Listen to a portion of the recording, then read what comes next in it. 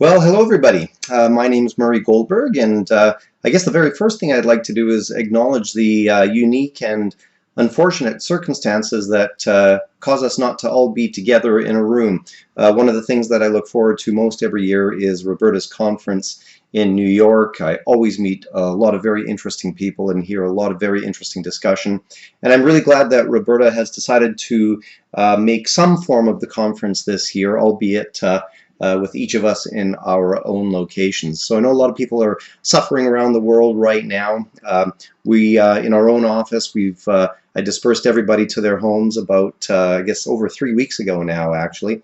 And most of us are still fairly healthy. I hope that you and your families are healthy as well as we get through this together. It's a very interesting time for the world, and certainly a very interesting time for the maritime industry as well. So my initial plan for this presentation, had it been in New York, was to really talk about assessing skills in teams, assessing skills individually.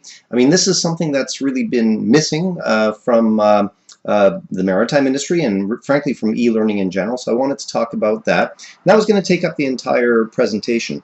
I still do want to talk about that, so I'll spend a few minutes on that. But I also want to talk about something just a little bit more topical, and that's how some of our customers are using technology to react to the COVID crisis.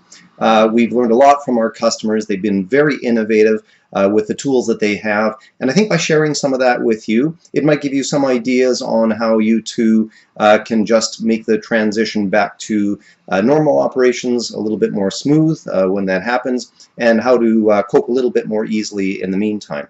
So I'm going to talk about two things, as I say, a little bit about skills assessment and a little bit about the more topical issue of getting through this pandemic with the tools that we have.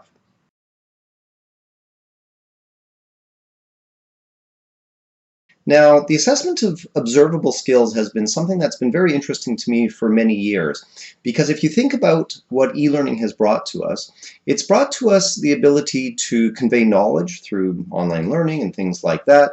It's brought to us the opportunity to assess knowledge, online exams. I mean, we all are very familiar with those.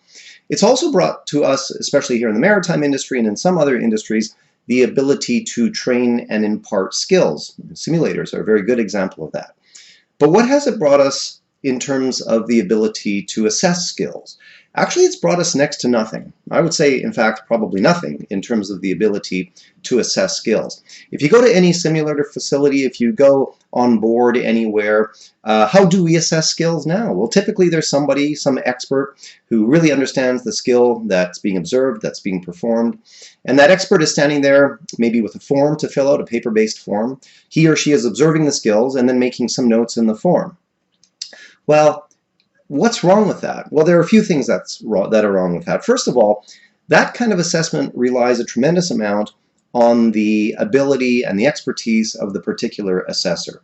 And the value of the assessment that you get then is very much in proportion to their ability to correctly assess. That's one problem. Possibly a bigger problem is that the assessments that are done, because they're being done by humans, they're fairly subjective. If it's the case that you assess one day and I assess the other day, it would be very hard to compare those two assessments because they're done by different people. And you and I, even though we may be using a standardized form, might be looking for different things. So these are two problems that were identified, in fact, by a customer of ours, CSmart, which is a huge simulation training facility outside of Amsterdam. They wanted to be able to assess people who go through their simulator experiences both more deeply and more consistently, more objectively, and they wanted to be able to have people do the assessments that didn't have the same level of expertise. Why? Because it creates more opportunities for assessments. And of course, they wanted to be able to assess people working as a team or as individuals. And when working as a team, they wanted to be able to assess the performance of the team overall, as well as the contribution of each individual as they contributed to that team's performance. So that was what they wanted to do. They wanted to replace their existing kind of paper-based mechanism and be able to assess electronically with the advantages that we're talking about. And by the way, of course, when you do assess electronically, not only could you potentially get those advantages that we're talking about, but additionally what you get is data that goes into a database, data that can be compared and tracked, data that can be mined for insights, all sorts of advantages when you go from a paper-based system to an electronic system, on top of being much more objective, much more consistent, and much more available in terms of being able to do many more assessments. So what happened?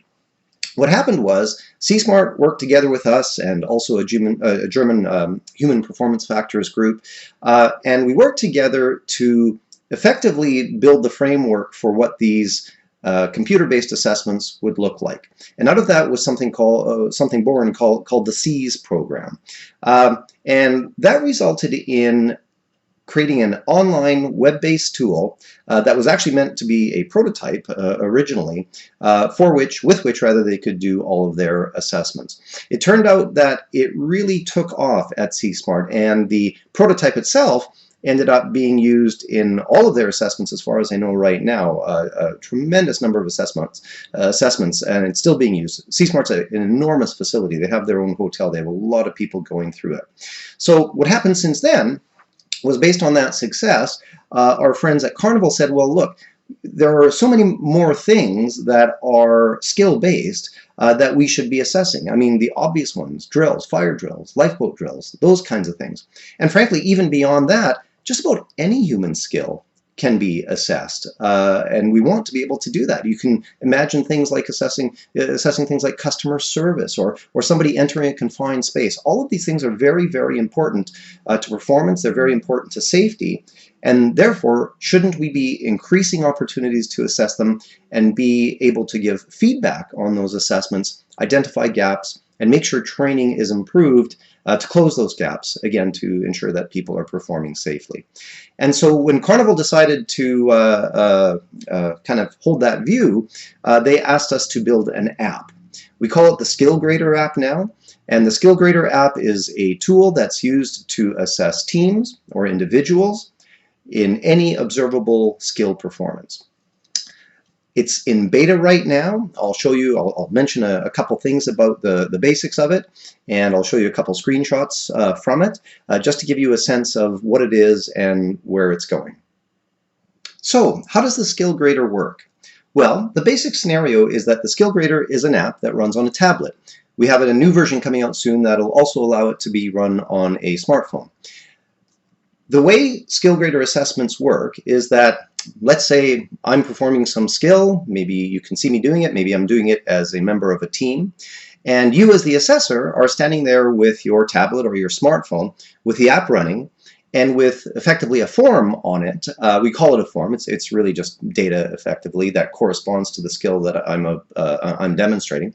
You've got the Skill Grader running with a form on it that corresponds to the skill I'm exhibiting, and as I perform the skill, you simply check off indicators. They're called performance indicators, indicating what I've done, whether I've done the thing that is indicated on that particular form.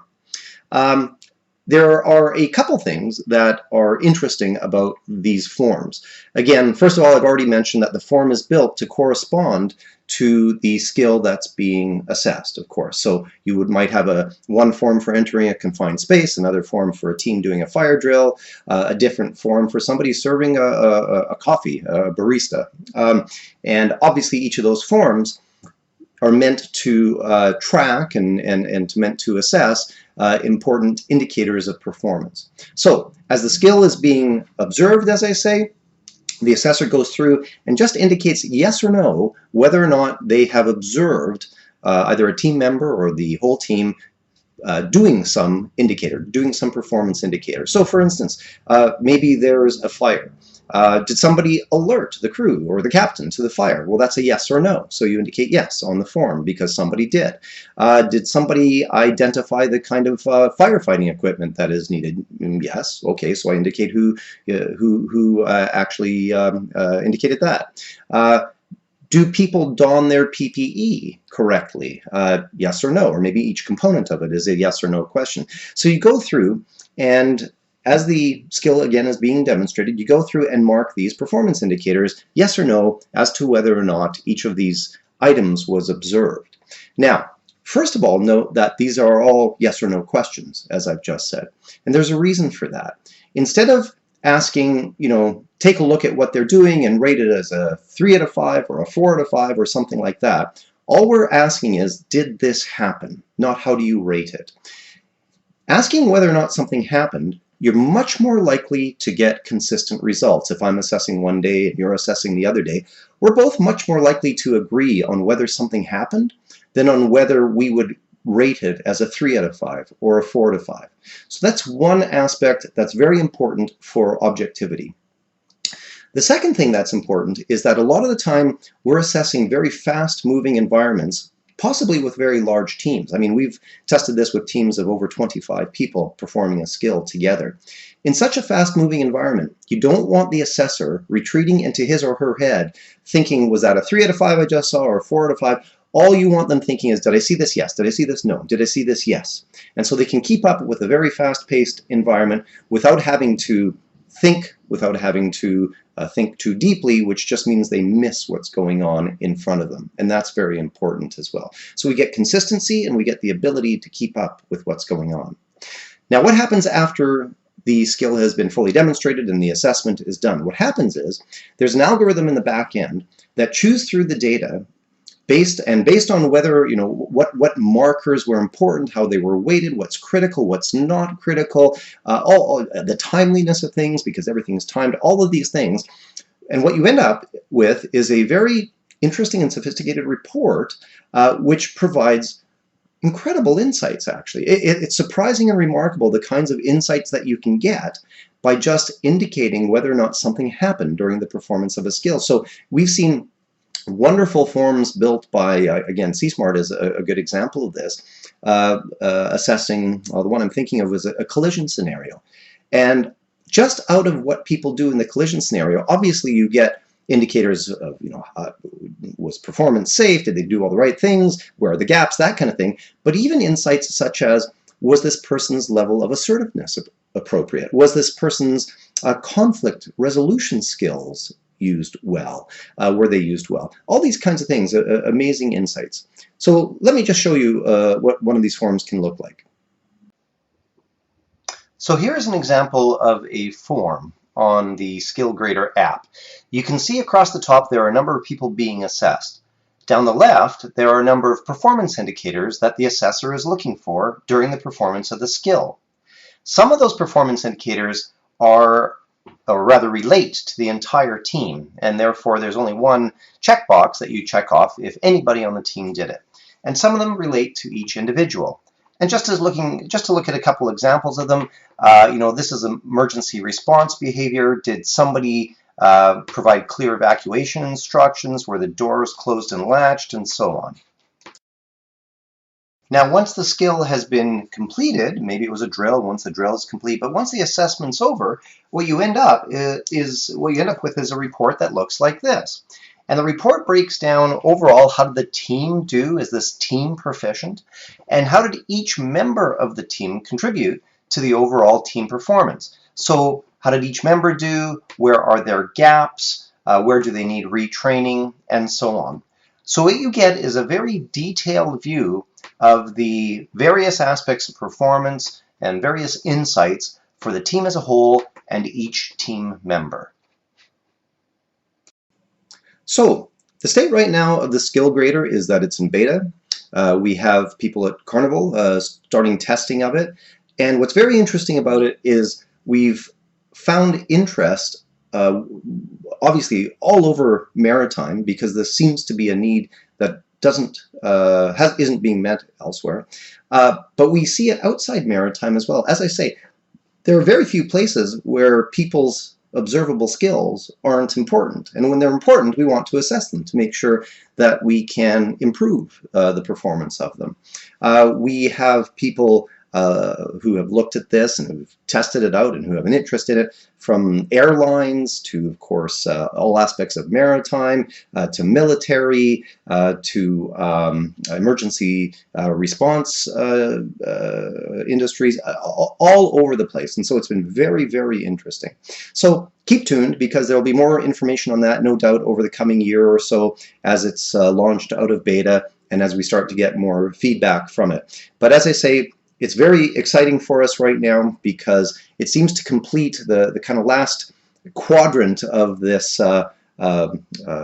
assess knowledge, assess skills, provide skills kind of four-piece puzzle.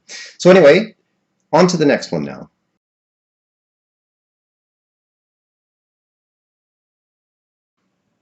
So the second topic I wanted to address today is what we're seeing in our customers in terms of their response to this pandemic and how they're using technology to help them get through these difficult times.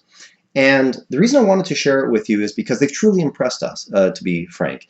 And I think these are lessons that can be employed by anybody who happens to have a reasonably sophisticated learning management system in their organization. I'll be fairly brief about it. I just want to give you the ideas, and I want everybody to think about also whether these would be applicable to them, but how else can we innovate using the tools we have, because it's not a great time necessarily to be making big purchases right now, but how can we innovate using the tools that we have to get through this crisis? So many of you probably already know what is the platform that my company provides. It's the company's Marine Learning Systems.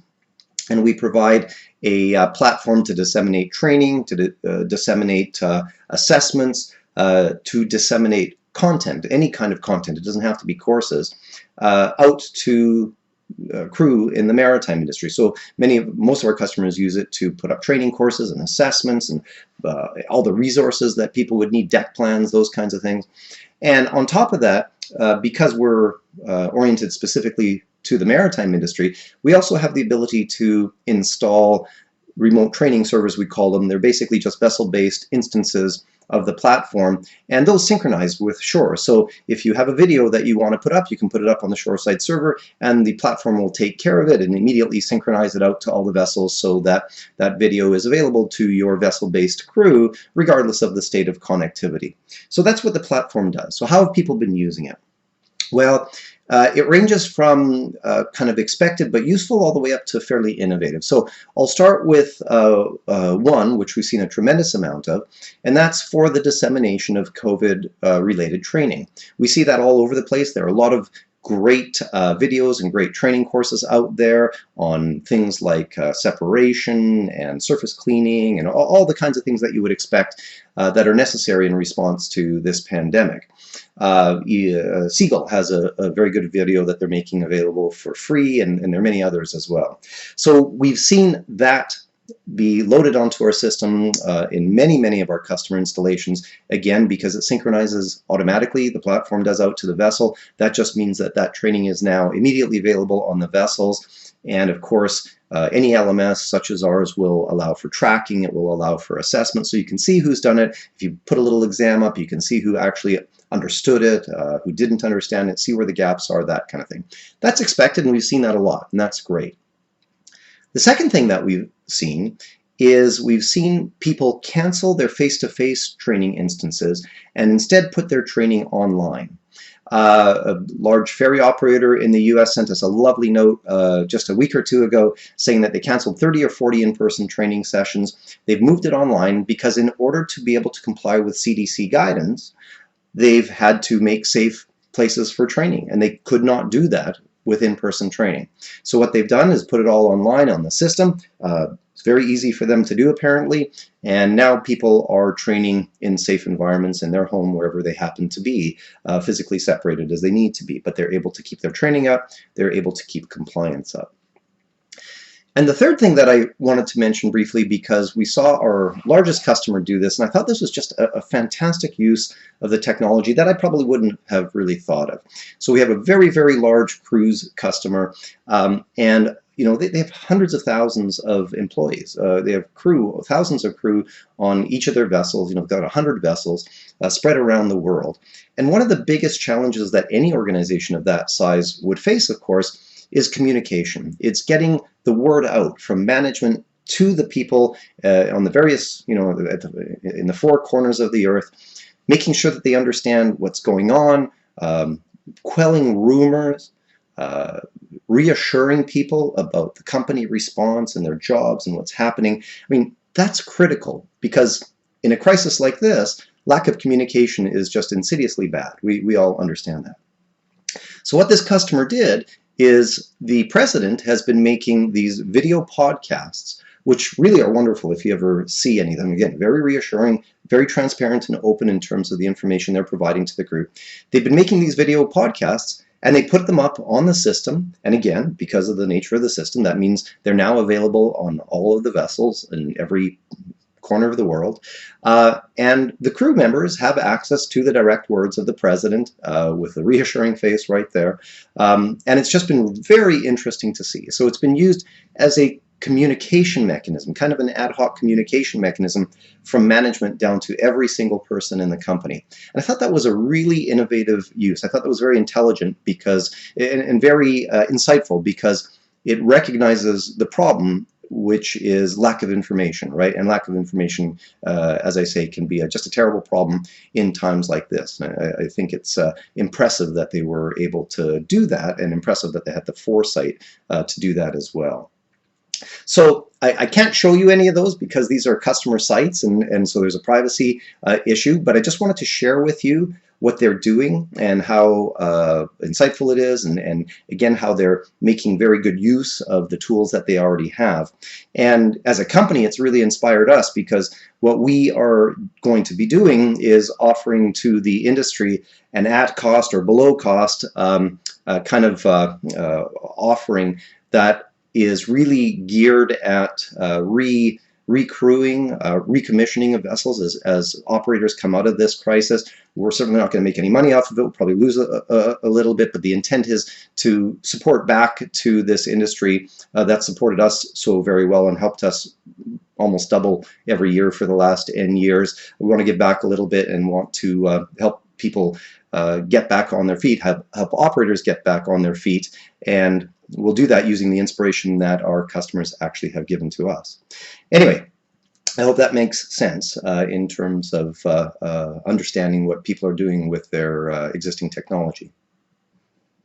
Well, those are the two topics that I wanted to cover. I hope that was useful.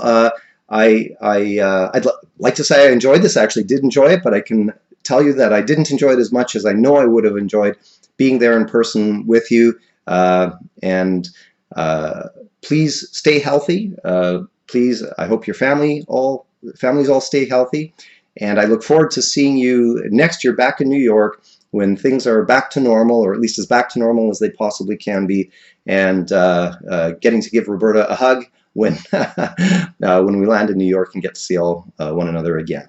As I say, until then, stay healthy, and thank you very much. Take care.